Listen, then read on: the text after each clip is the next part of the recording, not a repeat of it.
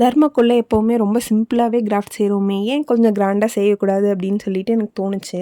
என்னோட மைண்டில் இருந்ததெல்லாம் ரொம்ப யூனிக்காக யாருமே செய்யாத மாதிரி ஒரு கிராஃப்ட் இருக்கணும் அப்படின்னு சொல்லிட்டு தான் நான் வந்து நிறைய யோசிச்சுட்டே இருந்தேன். என்ன மாதிரி செய்யலாம், என்ன மாதிரி செய்யலாம், எதில் செய்யலாம், ஏதாவது வேஸ்டிங் வச்சு செய்யலாமா, இல்லை கார்ட்போர்டில் செய்யலாமா, இல்லை தர்மாக்கோலில் செய்யலாமா, இல்லைனா என்கிட்ட இன்னொரு ஐடியாவும் இருந்துச்சு. க்ளேயில் செய்யலாம், இல்லைனா வந்து பிளாஸ்டர் ஆஃப் பாரிஸ் யூஸ் பண்ணி ஒரு ரியல் ஷோ பீஸ் மாதிரியும் ரெடி பண்ணலாம் அப்படின்னு சொல்லிட்டு இருந்துச்சு.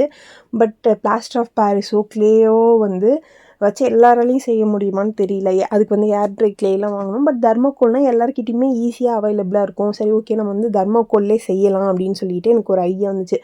பட் என்ன மாடலில் செய்கிறது, எப்படி யூனிக்காக யாருமே செய்யாத மாதிரி செய்கிறது அப்படின்னு சொல்லிட்டு ரொம்ப யோசிச்சுட்டே இருந்தேன். ரொம்ப நேரம் யோசிச்சதுக்கப்புறம் தான் எனக்கு இந்த ஐடியா வந்துச்சு. பட் அவுட்புட் வந்து நான் எக்ஸ்பெக்டே பண்ணல இவ்வளோ அழகாக இருக்கும்னு சொல்லிட்டு. செம்மையாக வந்துருந்தது. இது வந்து பகலில் பார்த்தீங்கன்னா ஒரு மாதிரி இருக்கும், நைட் பார்த்தீங்கன்னா ஒரு மாதிரி இருக்கும். அந்தளவு சூப்பர். இதை செஞ்சு முடிச்சதுக்கப்புறம் எங்கள் வீட்டில் எல்லாருமே அவ்வளோ அழகாக இருக்குது, அவ்வளோ அழகாக இருக்குன்னாங்க. சரி வாங்க, இந்த கிராஃப்ட் எப்படி செய்யலாம்னு சொல்லிட்டு பார்க்கலாம். அதுக்கு ஃபஸ்ட்டு தர்மாக்கோல் எடுத்துக்கிட்டு இதில் காமிக்கிற மாதிரியே வரைஞ்சி எடுத்துக்கோங்க. டேரெக்டாக தர்மாக்கோலில் வரையாதீங்க. நான் எப்பயுமே சொல்கிறது இதுதான். டேரெக்டாக தர்மாக்கோலில் வரைஞ்சிங்கன்னா கண்டிப்பாக அது தப்பாக போக சான்சஸ் இருக்குது. பேப்பரில் ஒரு டைம் வரைஞ்சி பார்த்துட்டு அதுக்கப்புறம் தர்மாக்கோலில் வரைங்க.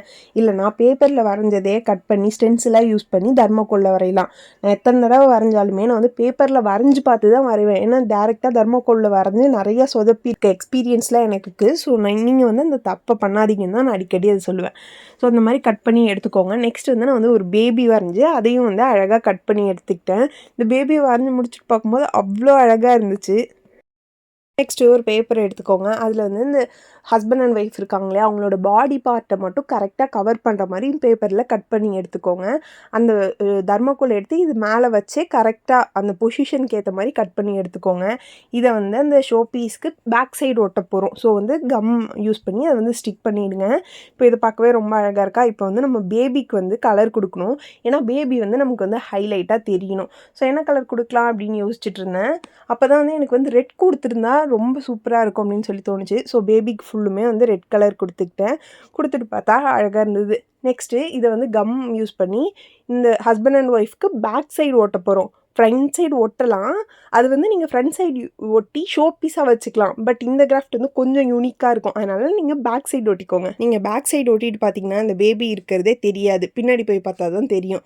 பட் இது தெரியறதுக்காக நம்ம ஒன்று பண்ண போகிறோம். என்னென்னா, கீழே இப்போ பேஸ் ரெடி பண்ண போகிறோம். ஃபஸ்ட்டு பேஸ் வந்து சர்க்கிள் ஷேப் ரெடி பண்ணலான்னு தான் இருந்தேன். அப்புறம் சர்க்கிள் வந்து இதுக்கு ஆப்ட் ஆகலை. அதனால் ஒரு ஸ்கொயர் ஷேப்பே கட் பண்ணி எடுத்துக்கிட்டேன். 2 ஸ்கொயர் ஷேப் நமக்கு வேணும். ஒரு ஸ்கொயர் ஷேப் சின்னதாகவும் இன்னொரு ஸ்கொயர் ஷேப் பெருசாகவும் இருக்கணும். அப்போ தான் வந்து கொஞ்சம் கிராண்டாக தெரியும். ஸோ அதனால் 2 ஸ்கொயர் ஷேப் கட் பண்ணி எடுத்துக்கோங்க. கீழே இருக்க ஸ்கொயர் ஷேப்புக்கு மேலே கம் வச்சு ப்ளேஸ் பண்ணி பார்த்தா அழகாக இருக்குது. இதை வந்து இப்படியேவும் விடலாம். பட் வந்து நமக்கு வந்து அந்த பேபி தெரியணும். அதனால் நம்ம இதுக்கு வந்து லைட் செட்டப் பண்ண போகிறோம். இதுக்கு வந்து ஒரு பீஸ் ஆஃப் தர்மாக்கோல் எடுத்துக்கிட்டு என்கிட்ட இந்த லைட்லேயே டபுள் சைட் டேப் ஒட்டியே இருந்தது. அதனால் அதை வந்து இந்த தர்மாக்கோலில் வந்து ஸ்டிக் பண்ணிவிட்டு பேட்ரி கனெக்ட் பண்ணி பார்த்தா அப்படியே அழகாக தெரிஞ்சுது. இதுக்கு மேலே இந்த ஷோ பீஸை வச்சு பார்த்தா அந்த பேபி அவ்வளோ அழகாக இருக்குது. பகலில் பார்த்தா இப்படி இருக்குது, நைட்டு பார்த்தா இப்படி இருக்குது. இந்த கிராஃப்ட் உங்களுக்கு பிடிச்சிருக்கான்னு கமெண்ட் பண்ணுங்கள்.